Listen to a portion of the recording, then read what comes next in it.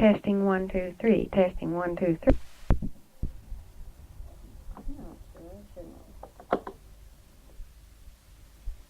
Well, it appears as though we're not going to be getting some help here for too long, doesn't it? Help where? The federal government. Anderson sounds really encouraging today. Well, I hope so. Plenty of discouraging and stuff in it. You read Greenie's letter to Anderson? Mm-mm. That's apparently what made him sound off, put him under pressure, I gather. What was it, Brad? Oh, he was, you gotta read Greenie's letter. Only Greenie's not a long letter. I'm just hoping Greenie didn't antagonize Clint. You know, that's possible to do, too. You think this insurance program is really the best way to handle this situation? Well, I don't know if anybody's come up with a better one. That's one thing I don't get reading that story. So many people in the story kept saying that maybe the insurance isn't the best way to do this. But who's come up with a better proposal? Did you see any? No, not unless it would be outright grants, and that would be setting a precedent for almost anything that happens anywhere. But nobody's even proposed that, have they? Only the Alaskans. Well, I mean in Washington. No, only the Alaskans. That isn't a part of any program unless it's, that's its public sector grants, I guess. I haven't heard it proposed seriously in federal circles. But these federal people referring to the insurance say maybe there's a better way. Now, what is it? They don't suggest what it is. We certainly haven't heard one anyway. But why? They seem to be in a position of holding back on this one because there may be a better one. Well, swell if there's a better one. But if there isn't, so then what? And those of us in Alaska left holding the bag can't stand this waste of time, can we? Well, no, a lot of people aren't going to be able to. I don't know what a fellow does if he's got a big family and a big mortgage and his house is in trouble and he's, in process, you can't go and buy another house and have two mortgages. You can't, even if you can get the credit, you have trouble paying it off. And what do you do? I don't know what they do. Even if they're not buying another house, they'd be having to pay rent or something. Paying rent and keeping up mortgage payments is probably an impossible task for many of these people. Well, I don't know. Is this what you record, this stuff? Well, we're getting into it now. Where were you and what were you doing when the earthquake hit? Well, I was home. I'd just come home and drove my car in the garage, and my wife had a coat on. She was just leaving to go to the store, and there was a little talk about whether I should go with her. I suggested I'd go with her, and she said, "Oh no, it's just down the store and back." So I stayed home and took advantage of this time to practice on the trumpet, which I'd just gotten, and I just started practicing when the house started rocking, and of course the chandelier was waving around, and when I noticed things falling that don't usually fall in an earthquake, it was very quick, very easy to see this is more than an ordinary one. And then when the house started lurching the way it did, it was obvious it wasn't going to stand up very long with that going on, and I headed for the door, and all this didn't take seconds for that earthquake to start and for me to be out. I mean, it happened fast. And the quick decisions, there's nothing, no pondering, there's no question about it. You don't want to be there. And so then I was out in the driveway and turned around and looked and saw the house twist and squirm, the earth under it moving, twisting the two ends in opposite directions, and even seemed to elongate the house and then shrink it up, and the noise was terrific. just the noise of a dying house. I didn't realize what it was, but the glass breaking, the timbers giving, snapping, cracking, splitting, everything tearing apart, and pipes, everything under the sun going on. Well, I couldn't watch that very long because trees were falling, and it occurred to me that I should stand where a tree won't hit me. But I had no time to start to be concerned about that because the earth started opening up and taking on odd forms, angular forms of frozen surface, some going up and some going down and tilting all around, chasms opening up all over in a crazy pattern. So instead of worrying about trees, I was just wondering, where am I going to stand, and what do you stand on? It was then that I discovered I was falling. The earth had just opened up, and I was going down, and it seemed an awful long distance, and I got the impression of darkness going down, but when I lit, I was in soft, dry sand, and I was at the bottom of a rather sharp V in the earth, which opened up, kept opening up more. And trees, stumps, fence posts, rolled up, frozen soil, like boulder-like chunks of it came rolling down on top of me. And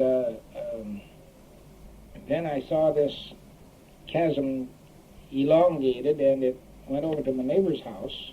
Up till now, my house, in my mind, was the only one in trouble, as far as I could see, and my yard was breaking up, but I didn't know what else. But then I saw and heard my neighbor's house start falling apart. This started sliding down. The garage end of it started down, and it looked like it was going to be coming right over my way, and possibly as far as I was. But it didn't. The earth movements were such that it just seemed to open up and accept that down there and kept it away from me. And I was very lucky, and here I was in the bottom of this thing, helpless. I had to scramble to stay on top to keep from being buried, and I wasn't on top of anything much because I was still at the bottom. And trees I could hear snapping and falling and all that's going on up above, and the roar of an earthquake is a sound in itself. I don't know how you describe it. It's a rumble and a slithery sound, all mixed up, and it's got some crackle to it too when the frozen earth breaks and slides around, I guess. Anyhow,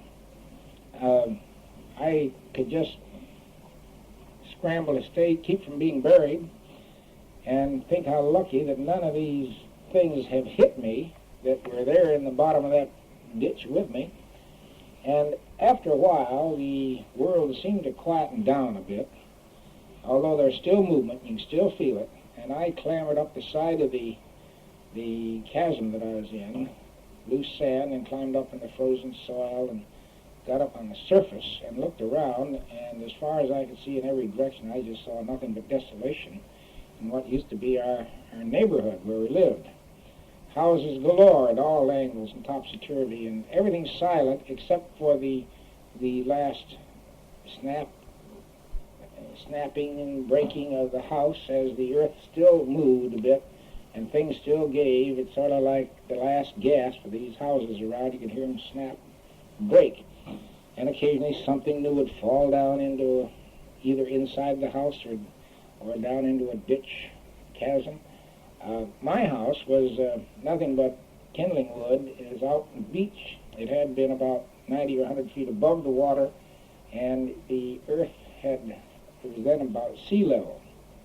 And the ride apparently was out toward the sea as well as down, as the whole earth moved there. Well, the next thing is, where are you and what do you do now? It was 5:36, I believe, is the official time, and it's dusk, and it's going to get dark. When the sun sets, it's going to get cold, and you don't know how far you have to go to get anywhere. You don't know where you're going to go, really, in that position, and you don't know whether anybody else in the world is alive. Maybe you're the last man.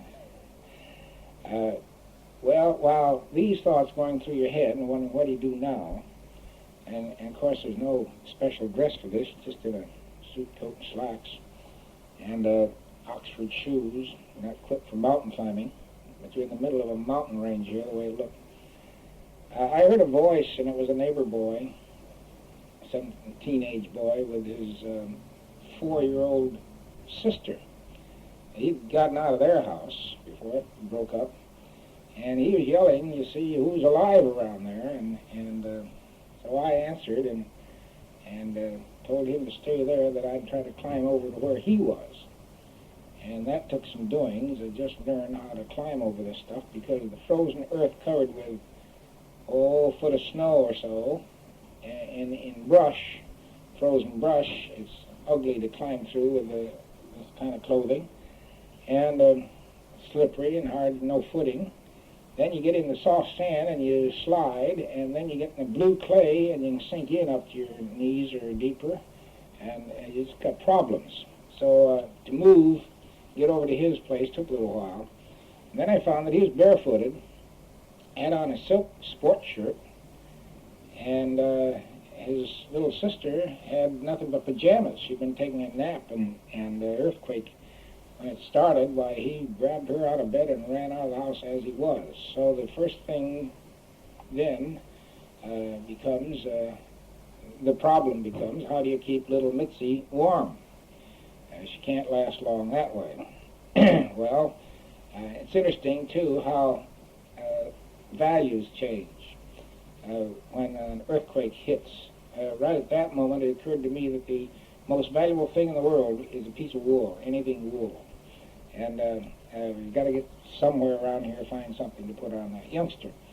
Well, about this time, another neighbor lady beyond the Heinz's house showed up, and she had about 4 youngsters. Not all her own. I guess there were some visiting her house when this happened. I don't know where they came from, but they showed up, and they were all right. And they wanted some help, naturally. So we figured out how we could all get together. But before they left the wreckage of their house, I yelled, could she get something out of the closets that's warm for Mitzi to wear? And she found enough clothing for not only to wrap Mitzi in, but to put on Warren, and also one for me. You know, we were all in good shape then, except Warren's feet. He didn't have any shoes.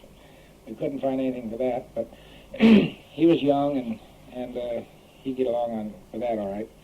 But we all got together, so then there were 8 of us, 3 adults and the rest youngsters, starting out. Warren had to carry little Mitzi, and it was a mountain expedition.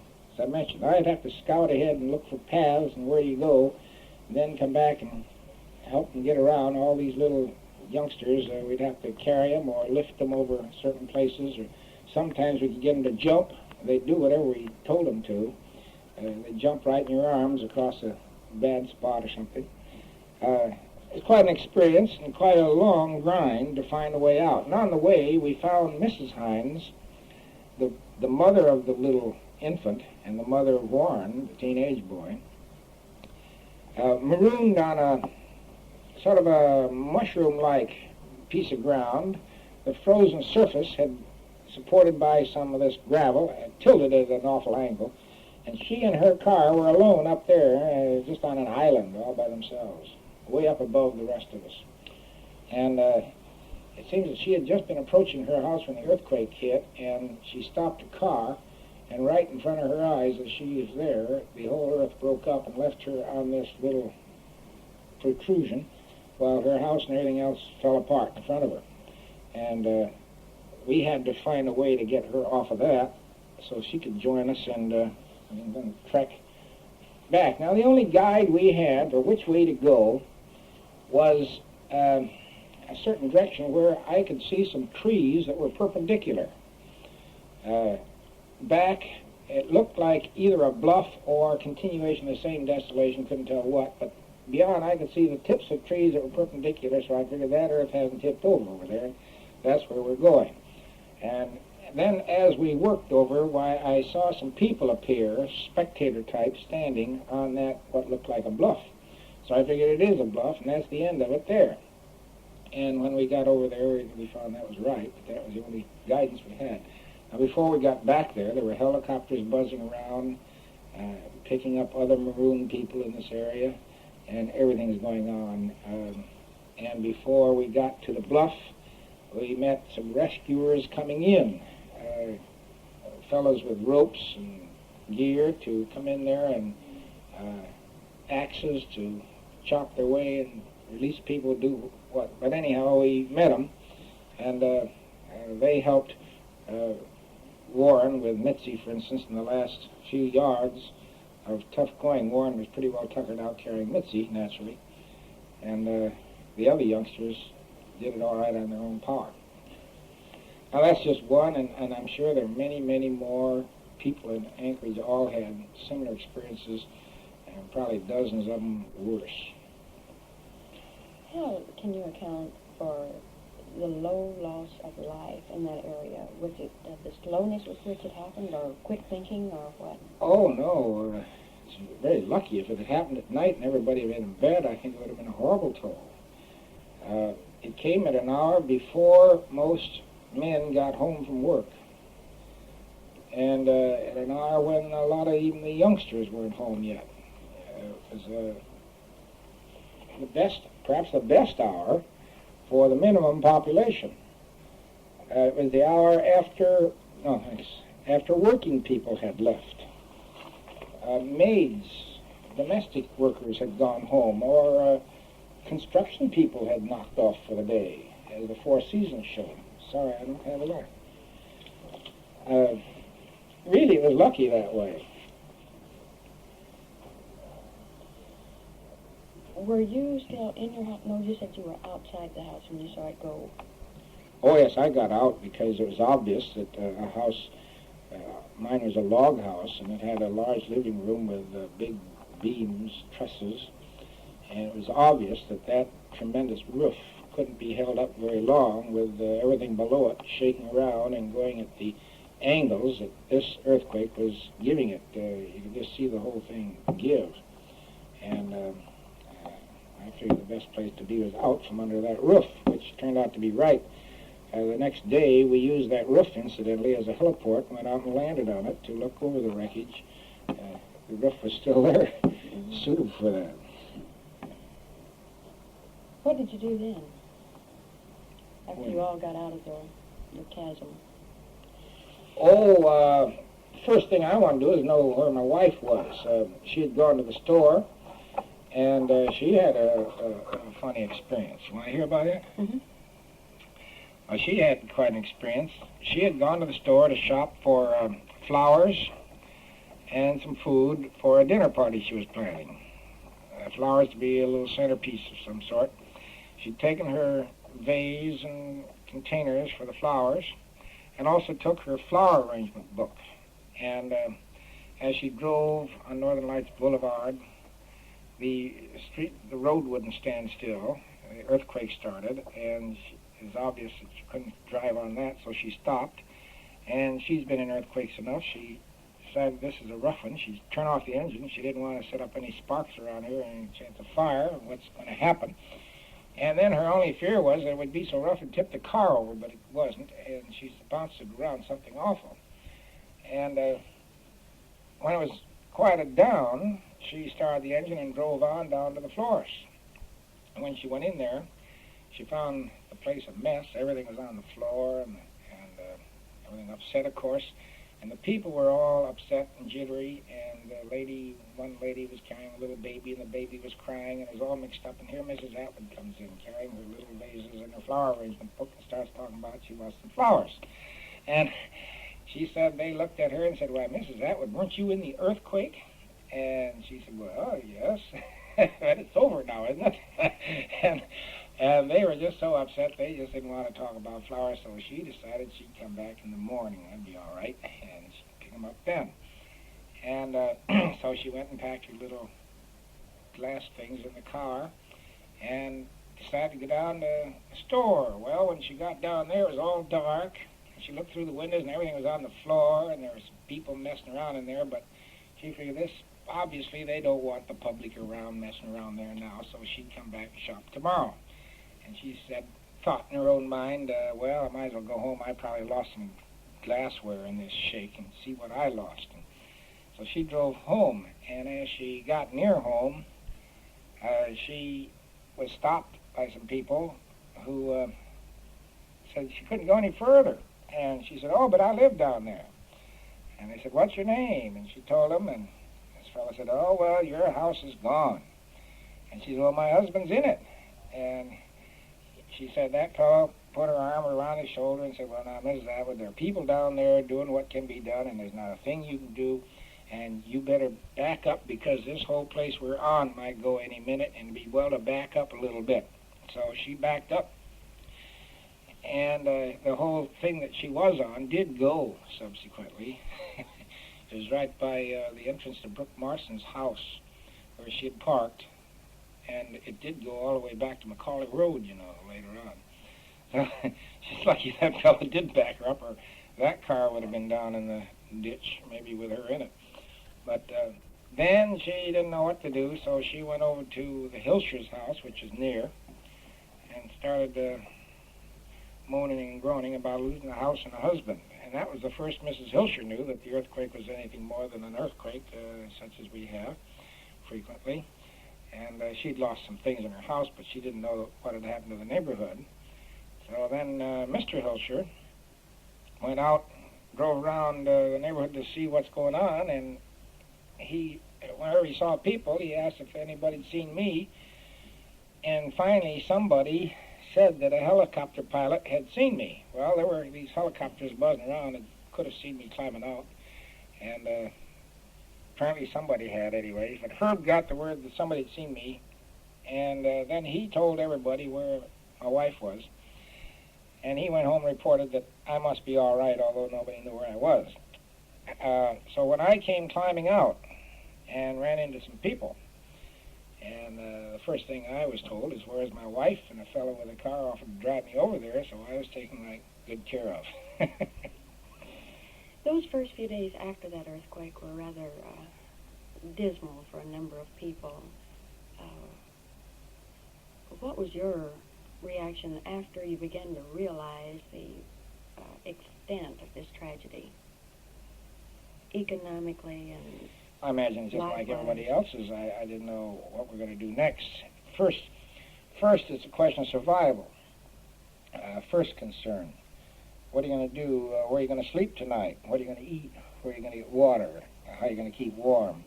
And that applies to yourself and to those around you and your friends, your neighborhood, and it keeps on going the farther you go until the whole community's in it and the community has to solve it. I think that was the question the first day or two, and I didn't think much of what happens next. I was just thinking, what do we do right now? And when things began to take shape, then the next thing is, what do you do next? Now, with me, I went down to the Times, and I visited various people, found everybody's all right, and went through a lot of that. But first constructive thought probably came when I got down to the Times and found a big crew here at the plant. Certain damage, the light fixtures had fallen down and all sorts of type and things all over the floor, and it was messed up. But there was no electric power, so you couldn't even check a machine to see if it'd turn over, if it was damaged or anything. But we could see that we had to do certain things, and like restore light fixtures and clean the place up. And that wasn't hard to do. And we had people at that right quick. And it was because we did do that, even though we had no power, that when Sunday came along and the city got the power on the line, incidentally, we had also gotten our own generator hauled into the alley, and had gotten electricians to tie that generator into our electrical system so that if we could operate, if the machinery would go, off that generator. But before we got it all going, the city was so efficient, they got the power on so that we never had to use it. We just used the city power and put out an extra paper on Sunday. And that's a gradual thing, just step by step, and it worked out. Sunday was the time, so off we went and did it, even though we don't publish on Sunday and didn't have much except pictures of what happened. And I think that was the first time a good many people who hadn't strayed out of their houses and who were restricted, there were restrictions on travel, that's probably the first time a lot of people began to realize what had hit the downtown area or other areas from where they were. Because that paper sold out, we just couldn't print enough of them or fast enough. It was just gone as fast as they appeared. Well, where do we go from here? Well, there's only one way to go. There's no choice. That is to restore the place, to rebuild. And it's going to be done. I think there are lots of questions of how it'll be done and maybe who'll do it. If this earthquake is going to ruin a lot of people financially, they may not be the ones who will stay here and rebuild the place. I think it'd be a shame to have people here now driven out by virtue of this situation and they go elsewhere and leave it to a new generation or newcomers or someone else to come in here and start over again to build this country. But it's going to build. It has to go ahead. There's nothing changed in the way of the demand for the services that Anchorage renders to the state. And this is a service center. And there is nothing changed in government spending, and government spending is the backbone of the economy of this area. There's nothing changed in the way of the transportation pattern. This is still an important spot in the world as well as in Alaska. And everything that Anchorage has provided in the past is needed today and will be in the future.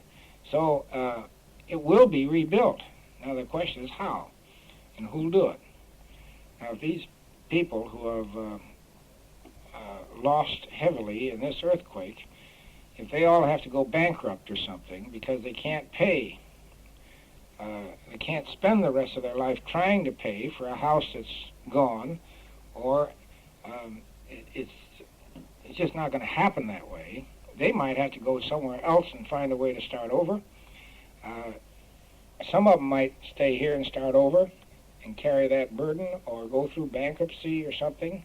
But that's a pretty bleak picture, and it makes more sense that the federal government should do something to give relief because the federal government is going to be stuck in the end anyway, because the city is a federal creature. It was created by the Alaska Engineering Commission, picked the town site, and sold the first lots and encouraged the town. And that was a federal agency in connection with the railroad. And it's been encouraged by federal activity ever since. And almost half of the wage earners here are on federal payrolls. And if you're going to let anything happen to this, the federal government's operations in Alaska are going to be really hurt severely. And if the federal government doesn't pay for this through some special programs to relieve this situation, then it's going to pay some other way by having tremendous expenses in replacing personnel and providing the houses to put the new personnel in that will come here, and doing what they could have done probably cheaper and keep the same people here. I think these things, I don't know how long it'll take Washington to get this all properly analyzed, but when they do, something's going to happen. It has to happen. But meanwhile, I don't see there's any reason for any Alaskan to sit back and not do something for himself if he's in a position to do it. If he has a house that's on the brink of, say, on a cliff and about to fall over, if he can move it, get it off of there, I think he's very wise to do it. There are lots of problems in moving a house. But anything a man can do for himself to protect himself, his property, his things, and his family, and all that, I think he should do it.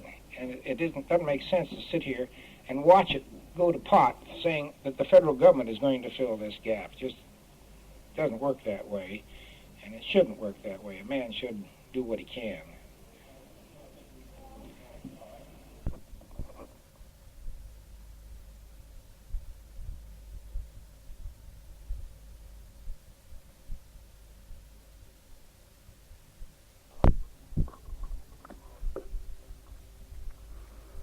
Vic Dressy, manager of Monty's Department Store on 4th Avenue.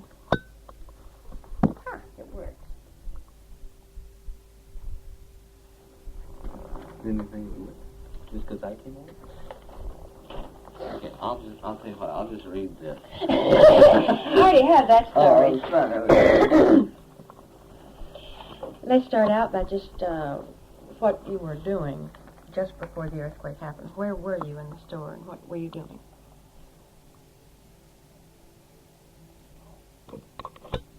I was home when it started, did you know that? You were at home when it started? Yeah.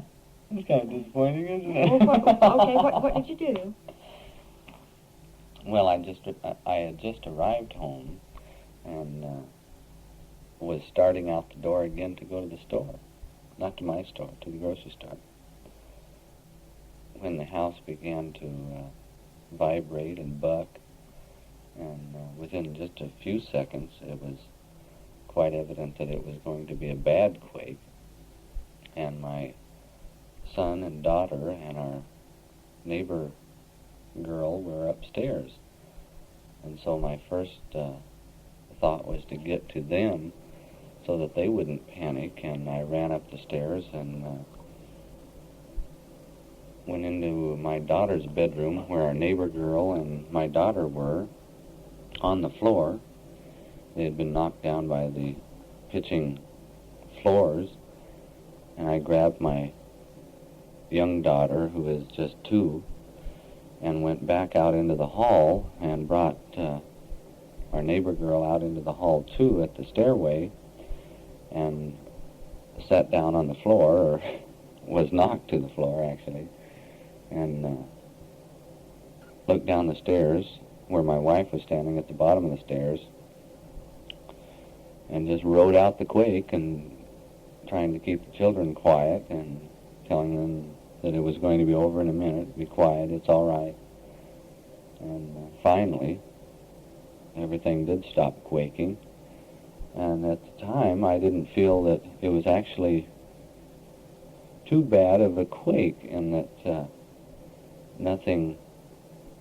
no part of the house fell in. Of course, we could hear the dishes falling to the floor and such as that. So I went downstairs, and my wife said all the chimneys in town, in and around our house, had fallen in. And she says, Mark, our oldest boy, was at the spa. It's a swimming pool in town. And so I jumped in the car and raced down there and found that all the children in the spa were unhurt from the lifeguard, and that they had already left. So I raced back home and heard that the walls at Penny's had fallen in. And so then my concern, of course, was for my store, which was on 4th Avenue, and raced down to the store. And on the way, all the street lights, the traffic lights were off, of course, and I was quite amazed at the lack of panic in town, in that at every street corner they would take turns going just as if it was a 4-way stop at every street corner. There was quite a bit of traffic. However, no one was going exceptionally fast or anything, and there didn't seem to be any panic at all on the way to town. When I arrived at the store, I was quite shocked, of course, because we have double doors on each side of our 2-way entry into the store in the front, and they were both laying flat on the sidewalk, the doors. Of course, there was glass everywhere. The building right next to our store was a 2-story building, and the second story had fallen over onto the top of our single-story structure. And of course, there was glass everywhere, and it was my first feeling that all of our windows in the store had fallen out. After checking further, I had found that only the doors had fallen out on the sidewalk. At any rate, I walked into the store, and of course it was dark, pitch dark in there, and I located a large lamp and shown it around in the store, and every single rack of merchandise that we had on the main floor was laying flat on the floor. There were no people in the store, of course. They had evacuated just seconds after the tremor had started, and no one in my store was injured in any way, thank the good Lord. But my first impression was to get the cash registers opened, get the money out, and put in the safe that was in the basement. For safety's factor, of course, and since the electricity was off, we had to use the hand crank to get all the registers open, and myself and our assistant manager, Mr. Turner, and a couple of the other employees took all the cash out of the registers, and as they stood at the top of the stairs, I went down into the basement and cleared the basement registers and opened the safe and put the money in the safe and all the charge account records and locked the safe up. And while I was down there, I happened to look into my office, which was in the back of the store, and I have a reasonably large desk. It's a heavy wooden desk, and it had been thrown against the back wall of my office. And if I had been sitting at my desk during the quake, I wouldn't have walked out of my office, I'll tell you that. But after I got the funds and charge account records put in the safe where I felt that they would be safe even in case of fire, I came back on upstairs and out into the front of the store and kept somewhat of a guard on the store as the doors were all down until the National Guard and the police had come by and cleared the area and taken their posts, which was only a few minutes or within a half hour, 45 minutes after the quake had hit and demolished the front of my store. It was completely well guarded and secure, and I felt secure enough in that I could leave, and I went on back home to my family. Now, how long was it before you went in to start trying to salvage goods out of the store, and tell what happened then about it being ordered out because it was sinking? Well, I didn't go in the store until Saturday evening, which was the day after the quake, to again survey the damage. We, of course, had a few aftershocks on Saturday, and a few more things had settled. But I didn't go back into the store for salvage operations until Sunday afternoon,